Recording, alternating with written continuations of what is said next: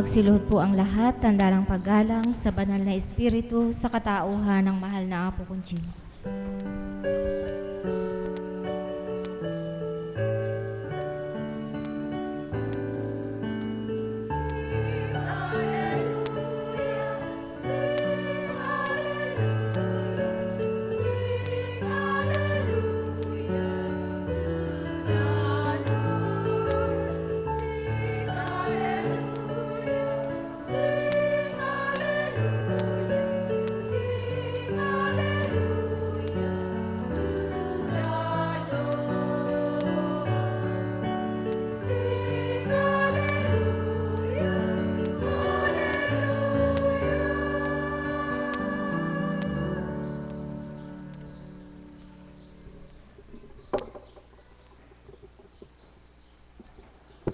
Sumainyo ang kapayapaan. Papuri pasasalamat sa iyo. Kay buti ng Ama, kay dakila niya.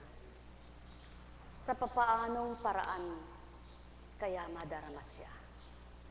Samantalang lahat ng kaparaanan ay tuwirang pinakita na. Ginagawad sa mga anak niya, yung katapatan niya. Ngunit sino nga ba ang totoo at tapat sa damdamin ni Lesia? At magagawang gawin kung ano ang kalooban niya. Ang may pandinig ay nakarinig.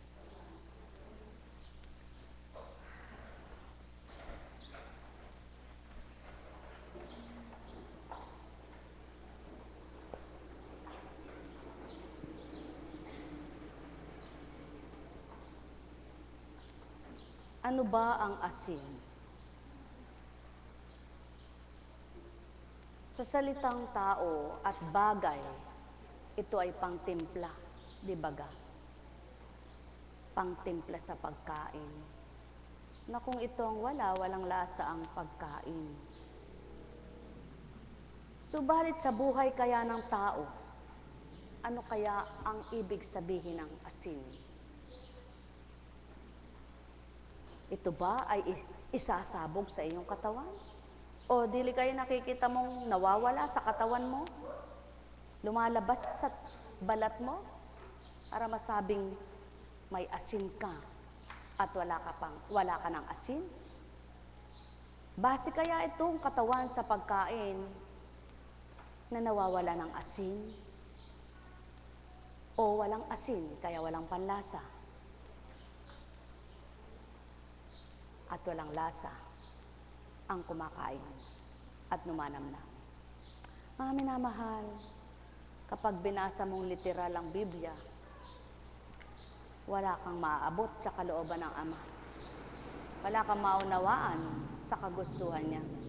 Sapagkat tao ka, hindi mo maaring akmaan ng karunungang tulad ng pangtao ang karunungang mula sa kanyang espiritu. Kaya't hindi magkaakma at hindi magtatama ang karunungang panglupa at karunungang pang-espiritual. Sapagkat kung binasa mo'y asin at ilaw, ano nga ba yung ilaw? Asan ba ang ilaw?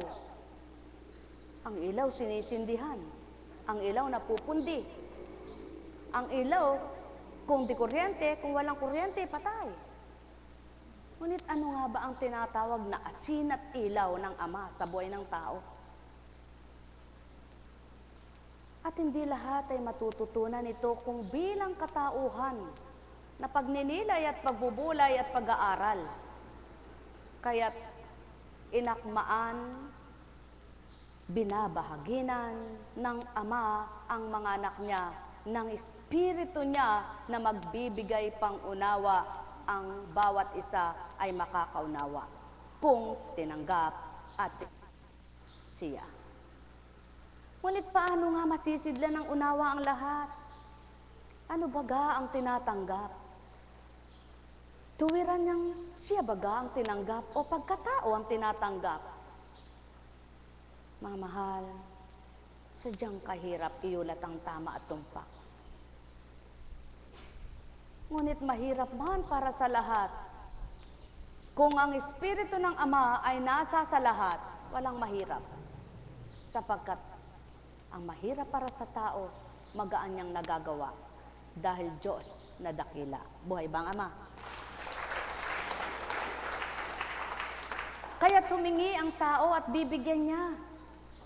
Kaya't ang pangako ng Ama'y totoo, buhay at tapat. At ang habili naman niya'y humingi ang mga anak niya. At siya ay magbibigay sapagkat siya'y mapagbigay. Sa makatwid at madaling salita, kung wala kang pangunawa ukol sa kanyang kabanalan, humingi ka sa kanya ng karunungan at sisidlan kanyang dunong ng kaalaman, ng karunungan. Ilan kaya ang humihingi para magkaroon ng karunungan para sa kanyang kabanalan? Para magbigay daan, para matuto at matutunan ang kanyang kaukulan. Yaong mga nagnanasa na siya'y lubos makilala, madama at patuloy makapanahan siya, yaon ang mga hihiling na sidlan ako ng karunungan mula sa iyo, Ama. Nabigyan mo ko ng karunungan na mula sa iyong Espiritu. Sapagkat nagnanasa, pagkain man, alukin ka ng kapwa mo, gaano man kasarap na sabihin niya, kahit anak mo nagsabi sa iyo, kung di mo gustong kainin, hindi ka titikin. Pagkain na yan, na alam mo makabubusog, at hindi mo masasabing lason yan, sapagkat anak mo na ang nag-alok sa iyo. Ang pagkain pa kayang pang-espiritual na hindi mo naman nakikita kung paano magiging dulot sa iyo.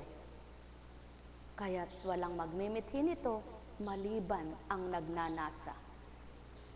At mapapalad ang mga nagnanasang ito'y patuloy na lasapin, damhin, at maging pagkain nila sa bawat araw at iman. Dinig ay nakarinig. May inyong kapayapaan, pagarian kayong tuwiran, malubos ang kagalakan, kasiyahay inyong kamtan. Maramdaman nyo nawa ang paghahari ng Amang dakila at mabigkas nyo sa labi nyo, tunay nga palang siyang buhay kung inyong mapapatotohanang siya'y nabuhay sa inyong buhay. Ang may pandinig ay nakarinig. Nekkarameneyahanang, nekkarameneyahanang, nekkarameneyahanang.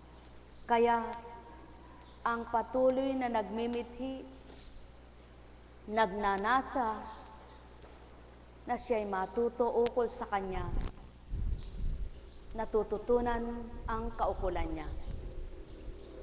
Ang nagmimithi ng sanlibutan ay laman, subalit kailangan ng laman ay mabahagi na ng Espiritu upang matutunan ang kaukulan at di sa tuwin ay laman at sanlibutan ang nasa. Ang may pandinig ay nakarinig. Sumainyong kapayapaan, pagharian kayo, mga minamahal ko. Nekkarameneyahanang, nekkarameneyahanang, nekkarameneyahanang. Mula kay Mateo. Kayo'y asin sa sanlibutan. Kung mawala ng alat ang asin, paano pang mapapanauli ang alat nito? Wala itong kabuluhan. Kaya't itinatapon na lamang at nihayapakan ng mga tao. Kayo'y ilaw ng sanlibutan. Hindi maitatago ang sanlunsod na nakatayo sa ibabaw ng burol. Walang nagsisindi ng ilaw at naglalagay nito sa ilalim ng takalan. Sa halip ay inilalagay ito sa talagang patungan upang matanglawan ang lahat ng nasa bahay. Gayon din naman, dapat ninyong paliwanagin ang inyong ilaw sa harapan ng mga tao upang makita nila ang inyong mabubuting gawa at luwalhatiin ang inyong Amang nasa langit.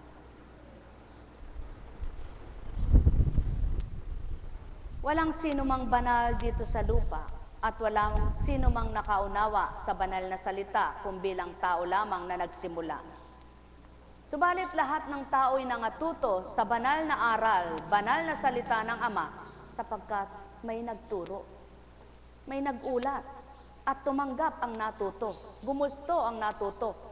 Ngunit hindi lahat ng natuto ay nakagawa ng nararapat ukol sa natutunan nilang banal na salita. Ano namang silbi ng banal na salita kung hindi na isabuhay? Anong katuturan ng kinamtan mo kung walang pagsasabuhay? Wika nga. Kaya't kung ang tunay na liwanag ang nasa sa tao, mapapatotohanan ng kanyang tinanggap ay tunay nga.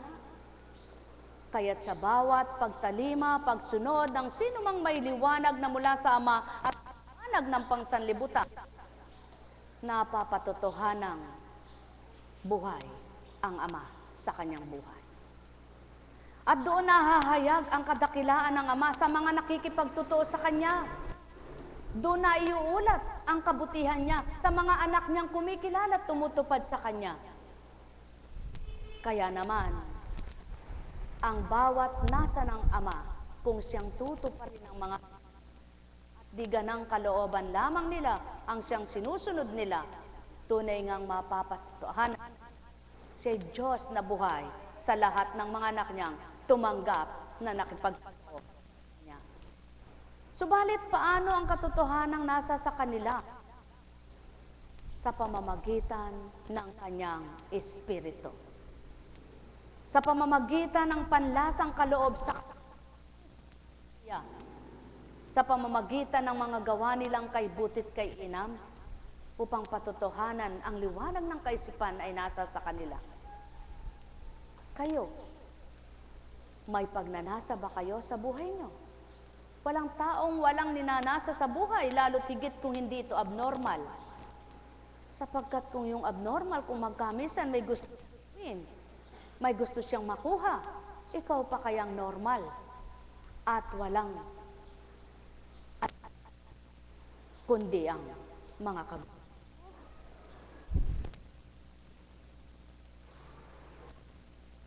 Ama, dakila mo. Wagas, yung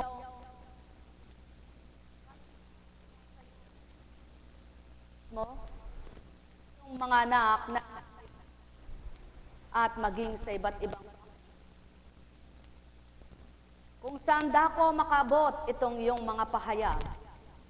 Nawa nilang ganap at maunawaan upang mahirapan at masakitan, gawin nilang tanggapin yung iyong espiritong magbibigay ng at tutulong sa kanila ng pawang katotohanan, doon ang sakit sa isipan at kalooban na mawawa yung layon mo at nasa sa sanlibutan.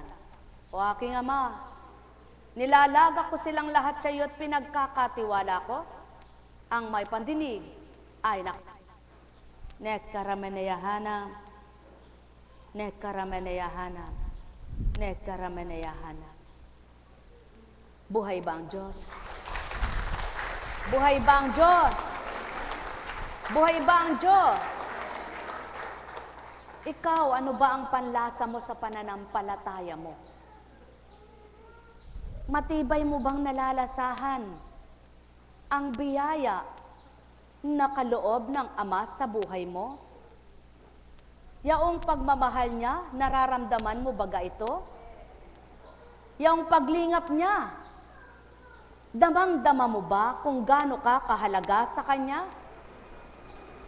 Ang pagsubaybay niya, nakikita mo ba kung paano Kanya sinusubaybayan sa bawat araw at magdamag? Alam mo ba kung paano Kanya nililingap at tunay na minamahal? Kung may kagayon, ang panlasa mo'y mainam pa. Mahalin mo ng ganap ito at huwag mong sayangin na mawala sa iyo. Sapagkat kung wala ang kaloob na ito, rin ang taong masalita, mapagsalita, ngunit kuminsan hindi alam ang sinasabi. Mabigkas lang baga ang gustong sabihin, lalo't higit kung alam na siya lahat ay tama. Ngunit kapag ang Espiritu ng Ama ang siyang pinangingibabaw at pinangunguna, Ang lahat kayang suriin, gagawin, sasabihin, paroroonan, tutunguhan, at nanaisin. Kaya't ang may pandinig ay nakarinig. Mahal na mahal ko kayo. Kaya nga't ang may liwanag, ang may taglay na ilaw na mula sa Espiritong Banal, hindi niya ito tinatago at sinasarili lamang. Kundi ito'y pinamamahagi niya upang makilala ang kadakilaan ng Ama. At habang pinakikilala niya at binubunyag niya ang kabutihan at kadakilaan ng Ama, itong Ama na nagpapasambit ng dahat ng marapat ay nalulugod naman. Wika nga, sino ba ang nais mong malugod sa iyo? Ang kapwa mo taong may hangganan ng buhay nito? O ang amang walang hangganan ng buhay niya at buong buhay mo'y maipagkakalom niya kung ano siya at sino siya? Sino ba gusto mong matanggap? Iyon lang bang nais mo? O ang lahat ng nais mo'y malawan, gayon ng Ama, ang lahat ng anak niya'y nais niyang lawan at magliwanag na tuwiran. Pawang katotohanan, ang nagnanasa at naglalayo ng para sa kapwa niya at di lamang para sa ganang sarili niya. Yaong ikabubutit makabubuti pa sa bawat isa, doon mapapatotohanan na sa paghahari ng Diyos, Ama, Anak at Espiritu Santo. Kayo ba ay gayon ang mithiin at layunin? Purihin niyo ang Ama. Kaisa niya kayo at nakiisa siya sa inyo. Kung magkagayon at nakiisa siya at nag-iisa, nakiisa kayo, nakikipag-isa kayo sa nag-iisang Ama, tunay na makikilala niyong lubos siya. Ang may pandinig ay nakarinig. Sumainyong kapayapaan, agarian kayong tuwiran, malubos ang kagalakan, kasiyahay inyong kamtan. Kaya, kung papaano ang kapwa mo nagsasabi, kawawa naman siya, ngunit wala siyang nagawa, hindi ka nakatulad niya. Sapagkat ang alam mong kaawa-awa ay nais mong mahalin at ibigin. At di lamang sa salita, gagawa ka, ilalagak mo ang gawa upang mapatuhanang may habag ka nga at awa sa puso mo. Ngunit ilan ang mayroon nito? At ilan ang magkakaroon ng buhay sa gayon? Mapapalad kayong may pag-ibig na nabuhay sa puso nyo at ang mithiin niyong gawin ng mabuti sa kapwa nyo'y sinalang-alang nyo'y Ama, hindi ang sarili nyo't kapwa-tao. Magalak nga kayo sapagkat ang Ama siyang lubos nagaganti sa inyo. Nekkarameneyahanam, nekkarameneyahanam, nekkarameneyahanam. O aking Ama at Ama nila, yamang nasambit ko ang marapat na nasa mo. Ang may pandinig muli sa kanila'y nakarinig. Ang may pandamay muli makarinig. At tuhirang nilang makilala at kilalanin pa yaong iyong kaloobang mabuti sa lahat at yaong mga salita mong nagbibigay buhay. Ang may pandinig sa kanila'y nakarinig. Nekkarameneyahanam, nekkarameneyahanam, nekkarameneyahanam. Buhay ba ang Ama? Buhay ba ang Ama? Tapat ba ang Diyos? Totoo ba ang Diyos? Nasuri niyo ba ang sarili kung ang ginawa niyo ay nakalugod sa Ama? Kapag nasiyahan kayo, natuwa kayo, maging siya nalulugod. Ngunit kapag ang ginawa niyo ay parang nahirapan kayo, nasaktan kayo, at para bagang may pagdaramdam pa, eh, hindi nyo kayang sambit.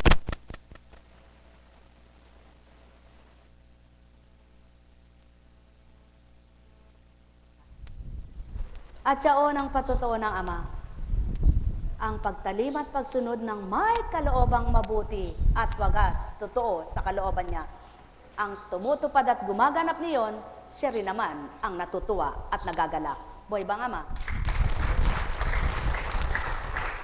Kaya ang mga may kagalakang nakakamtan, patuloy nilang ginagawa ang kanilang ikinasisiya, sapagkat kasiyahan nilang tumupad at gumanap. Kaya naman, nakikita ng Ama ang pagsunod ng bawat anak niya at ang bawat anak niyang nasisiyahan sa pagtupad at pagtalima sa kalooban niya, sila mismo rin naman ang nakadarama kung ano at sino yung tinanggap nila. Buhay ba ang Ama? Buhay ba ang Ama? Tapat ba ang Ama? Totoo ba ang Ama? Buhay ba ang Diyos? Siya ang Diyos, Ama. May tanong baga kayo? Ano yung asin? Ano itsura ng asin? Maputi ang asin. Gayon din, kapag may panlasa ka sa kabanalan, malinis ang budhi mo. Buhay ba ang Diyos? At pinapaging dapat ng Amang luminis itong budhing marumi kapag siya ang tinanggap ng mga anak niyang tumanggap sa Kanya. Sapagkat kung dati, ang budhi mo'y napakarumi, hindi ka makadamang totoo sa pagmamahal, hindi mo maunawa ng salitang pagmamahal, at hindi mo magawa ang totoong magmahal. Ngunit at pasubali, nang bigyan ka ng panlasa at ang panlasang ito ay siyang nakita mo, tuwirang minahal at pinahalagaan mo, nakikinabang ka sa kaloob ng Ama sa buhay mo. Buhay ba ang Diyos? Buhay ba ang Diyos? Kawawa naman ang mga gumagawa sa palagay nila ay tama at kalooban ng Ama. Subalit, bakit mismo hindi masiyahan at magalak sa ginagawa nila? Nahihirapan, nasasaktan kapag hindi magantihan. Ano ba ang tama at totoong pagtulong? Yung sa kapwa mo ginawaran ay walang naiganti sa'yo. Buhay ba ang Ama? Kaya yung mga matwid na ang pananaw sa Ama at tuwirang nakadama na, ang hinahanap nila yung walang maigaganti. Sapagkat kapag nagawa nila yung mabuti at walang ginanti ang ginawa nila ng mabuti, ang Ama ang siyang tuwirang gumaganti sa kanila. Nagaganap ba ito o hindi? Sapagkat kung di naganap sa inyo, hindi totoo ginawa nyo. Yun ang patotoo at 100%. Hinahamon ko kayo. Kapag may ginawa kayong mabuti at ang naging ganti sama ng loob nyo, at hindi totoo ang nadama nyong pagmamahal sa Ama, hindi totoo sa puso nyong ginawa nyo. Subalit kung nalugod, nagalak kayo, natuwa kayo sa ginagawa nyo, mahirap man para sa inyo. Ngunit ang Amang nagpapagaan para makaya nyo, tuwirang ang Ama nga ang suma sa inyo. Buhay ba ang Ama? Buhay ba ang Ama? Katulad ng pagmamahal sa kapwa. Diyan makikita ng Ama yung totoong nagmamahal o kaya lang nagmamahal dahil may pakinabang. Diyan napapatotohanan ng Ama kung totoo ka na kumikilala sa Kanya at nakilala mo ang Kanyang salita at gawa. Ngunit kapag pinanaig mo ang pagkatao mo at nanaig ang katauhan mo, matatangay ka sa kapwa-tao mo, sa ugaling pagkatao. Buhay ba ang Ama?